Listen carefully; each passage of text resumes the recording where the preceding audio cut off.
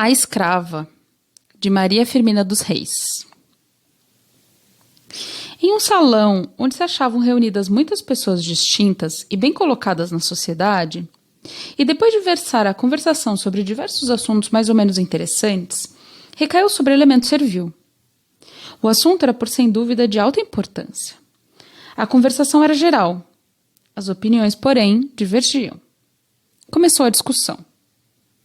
Admira-me, disse uma senhora de sentimentos sinceramente abolicionistas. Faz-me até pasmar como se possa sentir e expressar sentimentos escravocratas. No presente século, no século XIX, a moral religiosa e a moral cívica aí se erguem e falam bem alto, esmagando a hidra que envenena a família no mais sagrado santuário seu e desmoraliza e avilta a nação inteira. Levantai os olhos ao Gólgota, ou percorrei-os em torno da sociedade e dizei-me: para que se deu em sacrifício o homem-deus que ali exalou o seu derradeiro alento? Ah, então não é verdade que seu sangue era o resgate do homem. É então uma mentira abominável. Ter esse sangue comprado a liberdade? E depois, olhai a sociedade. Não vedes o abutre que a corrói constantemente? Não sentis a desmoralização que a enerva? O cancro que a destrói? Por qualquer outro modo que encaremos a escravidão, ela é, e será sempre, um grande mal. Dela, a decadência do comércio, porque o comércio e a lavoura caminham de mãos dadas. E o escravo não pode florescer a lavoura, porque o seu trabalho é forçado. Ele não tem futuro. O seu trabalho não é indenizado. Ainda dela nos vem o opróbrio, a vergonha, porque de fronte altiva e desassombrada não podemos encarar as nações livres.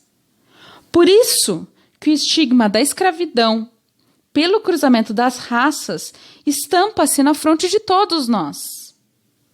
Embalde, procurará um dentre vós convencer ao estrangeiro que em suas veias não gira uma só gota de sangue escravo? E depois, o caráter que nos imprime nos envergonha. O escravo é olhado por todos nós como vítima. E o é. O senhor, que papel representa na opinião social?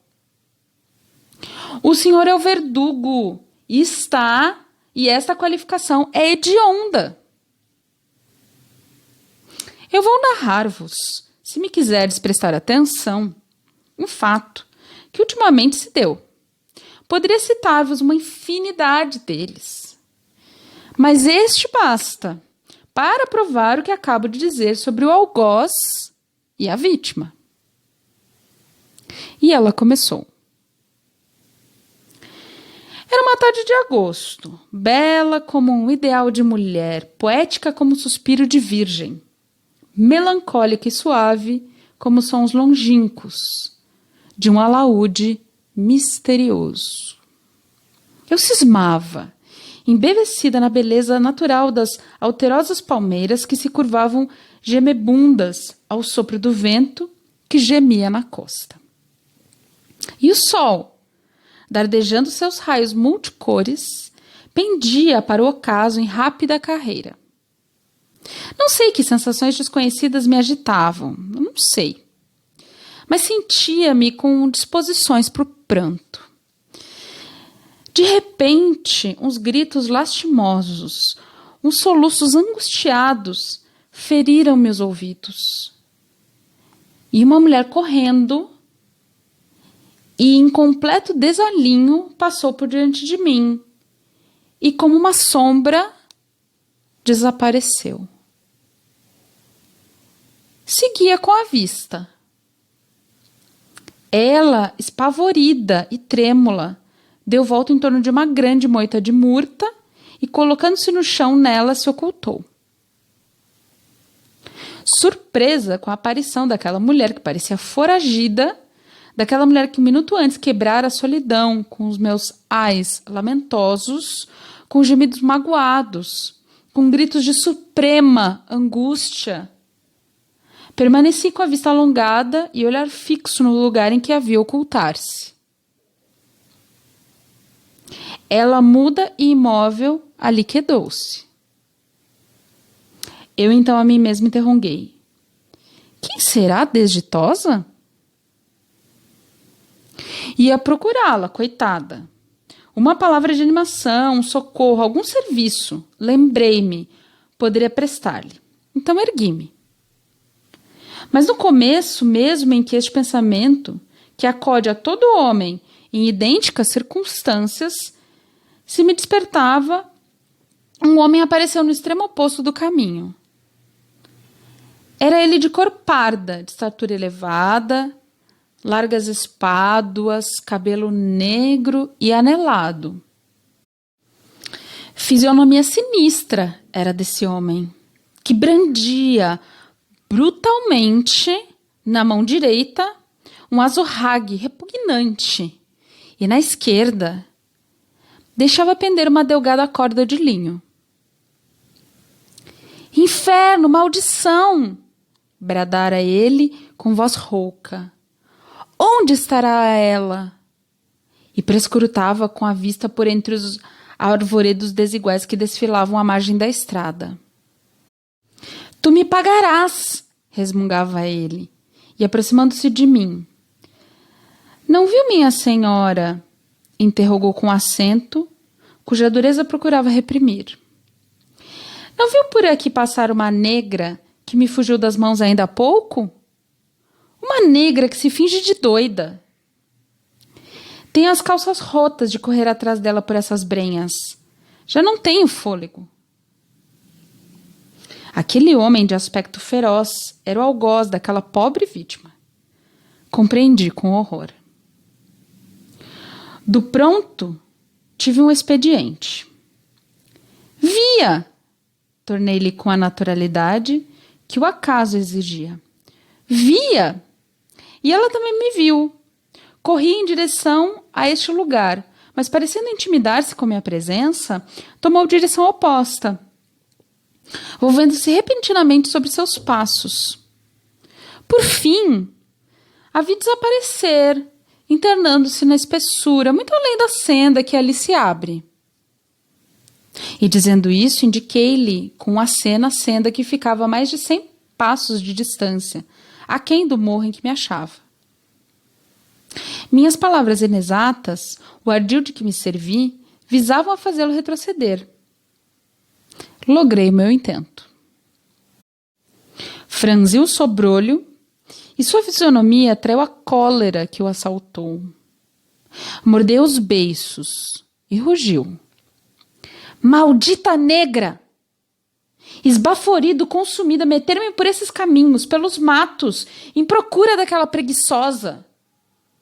Ora, hei de encontrar-te. Mas deixa estar. Eu te juro. Será esta a derradeira vez que me incomodas. No tronco! No tronco! E de lá foge. Então, perguntei-lhe, aparentando mais profundo indiferentismo pela sorte da desgraçada. Foge sempre? Sempre, minha senhora. Ao menor descuido, foge. Quer fazer acreditar que é doida. Doida! Exclamei involuntariamente e com acento que traiu os meus sentimentos. Mas o homem de azorrague não pareceu reparar nisso e continuou. Doida! Doida fingida! Caro te há de custar.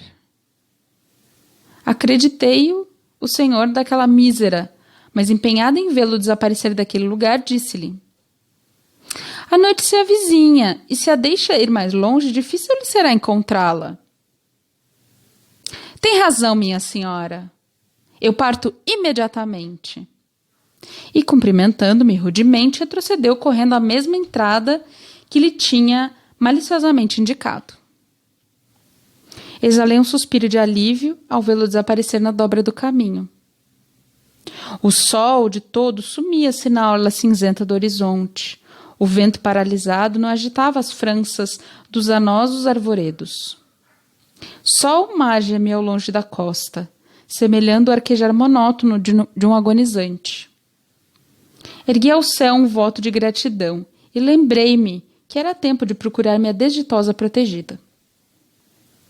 Ergui-me cônscia de que ninguém me observava e acercava-me já da moita de murta, quando um homem, rompendo a espessura, apareceu ofegante, trêmulo e desvairado. Confesso que semelhante aparição causou-me um terror imenso. Lembrei-me dos criados que eu tinha convocado a essa hora naquele lugar e que ainda não chegavam. Tive medo. Parei instantemente e fixei-o. Apesar do terror que me havia inspirado, fixei-o resolutamente. De repente, serenou o meu temor. Olhei-o e, do medo, passei a consideração, ao interesse. Era quase uma ofensa ao pudor fixar a vista sobre aquele infeliz, cujo corpo seminu mostrava-se coberto de recentes cicatrizes. Entretanto, sua fisionomia era franca e agradável. O rosto negro e descarnado, suposto seu juvenil aspecto aljofarrado de copioso suor, seus membros alquebrados de cansaço, seus olhos rasgados, ora deferindo luz errante e trêmula agitada e incerta traduzindo a excitação e o terror, tinham um quê de altamente interessante. No fundo do coração daquele pobre rapaz devia haver rasgos de amor e generosidade. Cruzamos ele e eu as vistas, e ambos recuamos espavoridos. Eu, pelo aspecto comovente e triste daquele infeliz, tão deserdado da sorte, e ele, por que seria? Isso teve a duração de um segundo apenas. Recobrei ânimo em presença de tanta miséria e tanta humilhação, e este ânimo procurei de pronto transmitir-lhe. Longe de ser hostil, o pobre negro compreendeu que eu ia talvez minorar o rigor de sua sorte. Parou instantemente, cruzou as mãos no peito e, com voz súplice, murmurou algumas palavras que eu não pude compreender.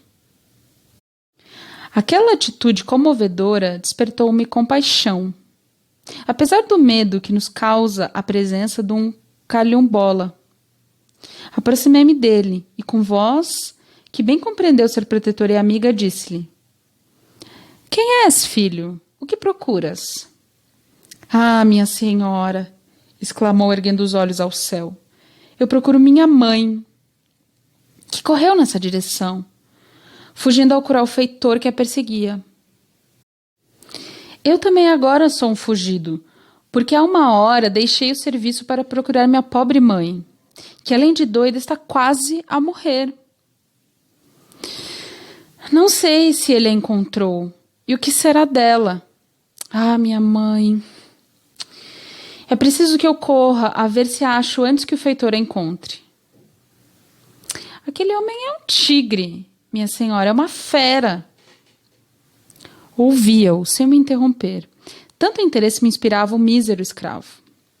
"Amanhã," continuou ele, "hei de ser castigado, porque saí do serviço, antes das 6 horas. Hei de ter 300 açoites. Mas minha mãe morrerá se ele a encontrar." "Estava no serviço, coitada. Minha mãe caiu desfalecida. O feitor lhe impôs que trabalhasse, dando-lhe açoites. Ela deitou a correr gritando. Ele correu atrás. Eu corri também. Corri até aqui, porque foi essa a direção que tomaram." "Mas onde está ela? Onde estará ele?" "Escuta." Lhe tornei então. "Tua mãe está salva. Salvou-a o acaso. E o feitor está agora bem longe daqui." "Ai, minha senhora, onde?" Onde está minha mãe e quem a salvou? Segue-me, disse eu. Tua mãe está ali. E apontei para a moita onde se refugiara. Minha mãe! Sem receio de ser ouvido, exclamou o filho. Minha mãe! Com efeito, ali com a fronte reclinada sobre um tronco decepado e o corpo estendido no chão, dormia um sono agitado a infeliz foragida. Minha mãe! Gritou-lhe ao ouvido curvado, os joelhos em terra e tomando-a nos seus braços. Minha mãe! Sou eu, Gabriel! A essa exclamação de pungente angústia, a mísera pareceu despertar. Olhou-a fixamente, mas não articulou um som. Ah! Redarguiu Gabriel. Ah, minha senhora, minha mãe morre! Concheguei-me àquele grupo interessante, a fim de prestar-lhe algum serviço. Com efeito, era tempo. Ela era presa de um ataque espasmódico. Estava hirta e parecia prestes a exalar os derradeiros suspiros. Não, ela não morre deste ataque, mas é preciso prestar-lhe pronto socorro, disse-lhe. Diga, minha senhora, tornou o rapaz na mais pungente ansiedade. Que devo fazer? Volte eu embora à fazenda, seja castigado com rigor, mas não posso ver minha mãe morrer aqui sem socorro algum. Sossega, disse-lhe, vendo assomar ao morro, donde observavam tudo que acabo de narrar os meus criados que me procuravam. Espera, disse-lhe. Vou fazer transportar tua mãe à minha casa e lhe farei tornar a vida. Diga, minha senhora, ordene. Não moro presentemente longe daqui. Sabes a distância que vai daqui à praia? Estou nos Banhos Salgados. Sei sim, senhora, é muito perto. Que devo então fazer?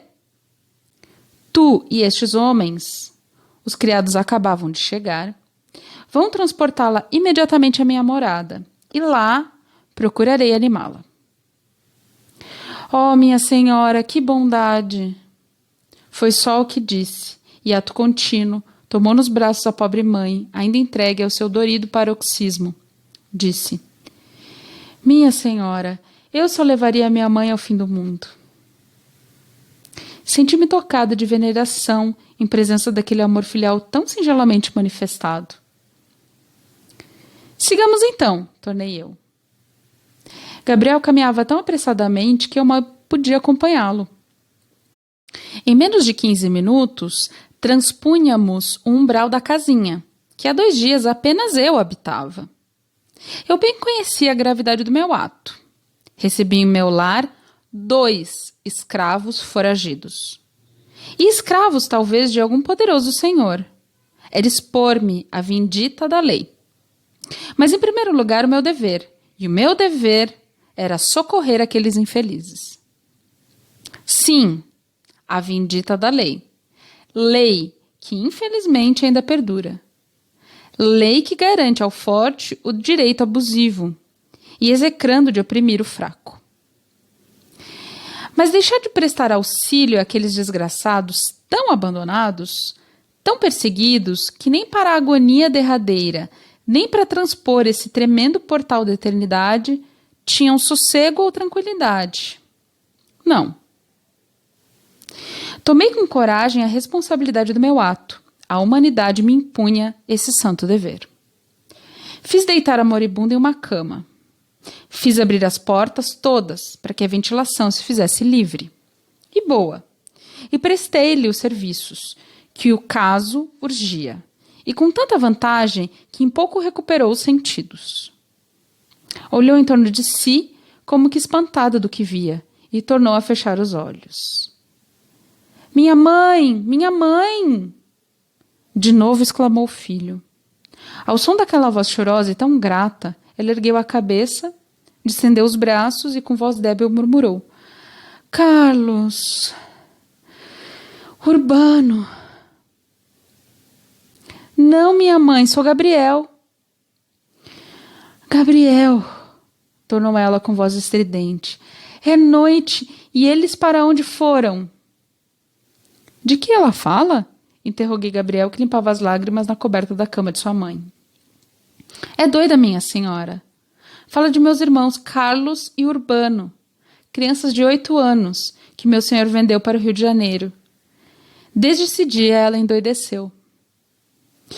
Que horror! Exclamei com indignação e dor. Pobre mãe! Só lhe resto eu, continuou soluçando. Só eu. Só eu. Entretanto, a enferma, pouco a pouco, recobrava as forças, a vida e a razão. Fenômenos da morte, por assim dizer. É luta imponente, embora da natureza, com o extermínio. Gabriel! Gabriel! És tu! É noite, eu morro! E o serviço? E o feitor? Estás em segurança, pobre mulher, disse-lhe. Tu e teu filho estão sob a minha proteção. Descansa. Aqui ninguém lhes tocará com um dedo. Como não devem ignorar, eu já me havia constituído então membro da Sociedade Abolicionista da nossa província e da do Rio de Janeiro. Expedi de pronto, impróprio, à capital. Então ela fixou-me e em seus olhos brilhou lucidez, esperança e gratidão. Sorriu-se e murmurou. Ainda há nesse mundo quem se compadeça de um escravo? Há muita alma compassiva, retorqui-lhe, que se condói do sofrimento de seu irmão. Naquela hora quase suprema, a infeliz exclamou com voz distinta. Não sabe, minha senhora, eu morro sem ver mais meus filhos. Meu senhor os vendeu. Eram tão pequenos, eram gêmeos. Carlos, Urbano. Tenho a vista tão fraca. É a morte que chega. Não tenho pena de morrer. Tenho pena de deixar meus filhos, meus pobres filhos. Aqueles que me arrancaram desses braços, este que também é escravo. E os soluços da mãe confundiram-se por muito tempo com os soluços do filho. Era uma cena tocante e lastimosa que despedaçava o coração. Ah, maldição sobre a opressão, maldição sobre o escravocrata. Cheguei-lhe aos lábios o calmante que a ia sustendo e ordenei a Gabriel fosse tomar algum alimento. Era preciso separá-los. Quem é vosmecê, minha senhora, que tão boa é para mim e para o meu filho? Nunca encontrei em vida um branco que se compadecesse de mim. Creio que Deus me perdoa os meus pecados e que já começo a ver seus anjos. E quem é esse senhor tão mau? Esse senhor que te mata? Então, minha senhora, não conhece o senhor Tavares do Cajuí? Não, tornei-lhe com convicção. Estou aqui apenas há 2 dias. Tudo me é estranho, não o conheço. É bom que colha algumas informações dele. Gabriel mas dará. Gabriel, disse ela. Não, eu mesma, ainda posso falar. E começou. Minha mãe era africana, meu pai de raça índia, mas de cor fusca. Era livre. Minha mãe era escrava. Eram casados. E desse matrimônio nasci eu. Para minorar os castigos que esse homem cruel infligia diariamente à minha pobre mãe, meu pai quase consumia seus dias ajudando-a nas suas desmedidas tarefas. Mas ainda assim, redobrando o trabalho, consegui um fundo de reserva em meu benefício. Um dia, apresentou ao meu senhor a quantia realizada, dizendo que era para o meu resgate. Meu senhor recebeu a moeda sorrindo-se. Tinha eu 5 anos. E disse, a primeira vez que for à cidade, trago a carta dela. Vai descansado. Custou a ir à cidade. Quando foi, Demorou-se algumas semanas e, quando chegou, entregou meu pai uma folha de papel escrita dizendo-lhe: toma e guarda com cuidado. É a carta de liberdade de Joana. Meu pai não sabia ler.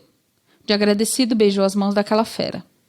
Abraçou-me, chorou de alegria e guardou a suposta carta de liberdade. Então, furtivamente, eu comecei a aprender a ler, com um escravo mulato, e a viver com alguma liberdade. Isso durou 2 anos. Meu pai morreu de repente, e no dia imediato, meu senhor disse à minha mãe: Joana que vá para o serviço. Tem já 7 anos. E eu não admito escrava vadia. Minha mãe, surpresa e confundida, cumpriu a ordem sem articular uma palavra. Nunca meu pai passou pela ideia que aquela suposta carta de liberdade era uma fraude. Nunca deu a ler a ninguém. Mas minha mãe, à vista do rigor de semelhante ordem, tomou o papel e deu a ler aquele que me dava as lições. Eram umas 4 palavras sem nexo, sem assinatura, sem data. E eu também a li quando caiu das mãos do mulato. Minha pobre mãe deu um grito e caiu estrebuchando. Sobreveio-lhe febre ardente, delírios e 3 dias depois estava com Deus. Fiquei só no mundo, entregue ao rigor do cativeiro. Aqui ela interrompeu-se. Agitou-lhe os membros um tremor convulso. A morte fazia os seus progressos. De novo cheguei-lhe aos lábios a colher do calmante, que lhe aplicava, e pedi-lhe: não revocasse lembranças dolorosas que a podiam matar. Minha senhora, começou de novo mais reanimada. Apadrinhe Gabriel, meu filho, e esconda-o no fundo da terra. Olhe, se ele for preso, morrerá debaixo do açoite, como tantos outros, que meu senhor tem feito expirar debaixo da azorrague. Meu filho acabará assim. Não há de acabar assim. Descansa. Teu filho está sob minha proteção. E qualquer que seja a atitude que possa assumir esse homem, que é teu senhor, Gabriel não voltará mais ao seu poder. Ela recolheu-se por algum tempo. Depois, tomando minhas mãos, beijou-as com reconhecimento. Se pudesse, nessa hora extrema, ver meus pobres filhos, Carlos e Urbano. Nunca mais os verei. Tinham 8 anos. Um homem apeou-se à porta do engenho, onde juntos trabalhavam meus pobres filhos. Era um traficante de carne humana, ente abjeto e sem coração. Homem a quem as lágrimas de uma mãe não podem comover, nem comovem os soluços do inocente. Esse homem trocou ligeiras palavras com meu senhor e saiu. Eu tinha o coração opreso, pressentia uma nova desgraça. A hora permitida ao descanso, concheguei a mim meus pobres filhos, extenuados de cansaço, que logo adormeceram. Ouvi ao longe rumor, como de homens que conversavam. Alonguei os ouvidos, as vozes se aproximavam. Em breve reconheci a voz do Senhor. Senti palpitar desordenadamente meu coração. Lembrei-me do traficante. Corri para meus filhos que dormiam, apertei-os ao coração. Então senti um zumbido nos ouvidos. Fugiu-me a luz dos olhos e creio que me perdi os sentidos. Não sei quanto tempo durou esse estado de torpor. Acordei aos gritos dos meus pobres filhinhos que me arrastavam pela saia, chamando-me: Mamãe, mamãe! Minha senhora. Abri os olhos. Que espetáculo! Tinham metido adentro a porta da minha pobre casinha, e nela penetrado meu senhor, o feitor e o infame traficante. Ele e o feitor arrastavam sem coração os filhos que se abraçavam à sua mãe. Gabriel entrava nesse momento. Basta, minha mãe, disse-lhe, vendo em seu rosto debuxados todos os sintomas de uma morte próxima. Deixa concluir, meu filho, antes que a morte me cerre os lábios para sempre. Deixe-me morrer amaldiçoando os meus carrascos. Por Deus, por Deus! Gritei eu, tornando a mim. Por Deus, levem-me com os meus filhos. Cala-te, gritou meu feroz senhor. Cala-te, ou te farei calar. Por Deus, tornei eu de joelhos e tomando as mãos do cruel traficante. Meus filhos, meus filhos. Mas ele, dando um mais forte puxão e ameaçando-os com o chicote que empunhava, entregou-os a alguém que os devia levar. Aqui, a mísera calou-se. Eu respeitei o seu silêncio, que era doloroso, quando lhe ouvi um arranco profundo e magoado. Curvei-me sobre ela. Gabriel ajoelhou-se e juntos exclamamos: Morta! Com efeito, tinha cessado de sofrer. O embate tinha sido forte demais para suas débeis forças. A lua percorria melancólica e solitária os páramos do céu e cortava com uma fita de prata as vagas do oceano. No mesmo instante, um homem assomou à porta. Era o homem do Azorrague, que eles intitulavam de feitor. Era aquele homem de fisionomia sinistra e terrível, que me interpelara algumas horas antes, acerca da infeliz foragida. E esse homem aparecia agora mais hediondo ainda, seguido de 2 negros que, como ele, pararam à porta. Que pretende, senhor? Perguntei-lhe. Pode entrar. O pobre Gabriel refugiou-se trêmulo ao canto mais escuro da casa. Anda, Gabriel, disse-lhe com voz segura. Continua a tua obra. E voltando-me para o feitor, acrescentei.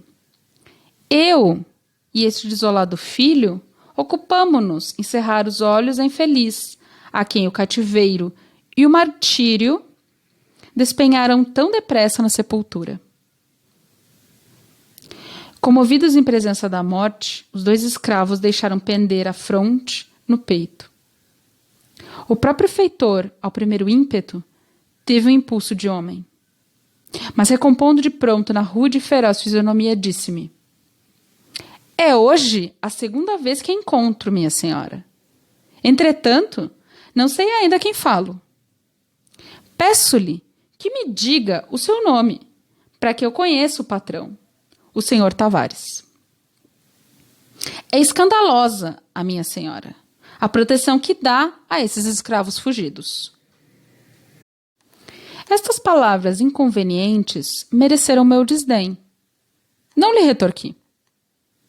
O meu silêncio lhe deu maior coragem e, fazendo-se insolente, continuou. A senhora coadjudou a mãe em sua fuga. Acabou aqui mais tarde. Saberemos do quê. Pretenderá também coadjudar o filho? É o que havemos de ver. João, Félix! E com aceno indicou-lhes o que deviam fazer.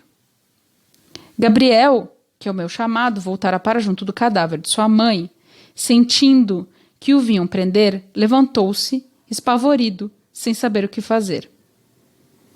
Detente! Lhe gritei eu.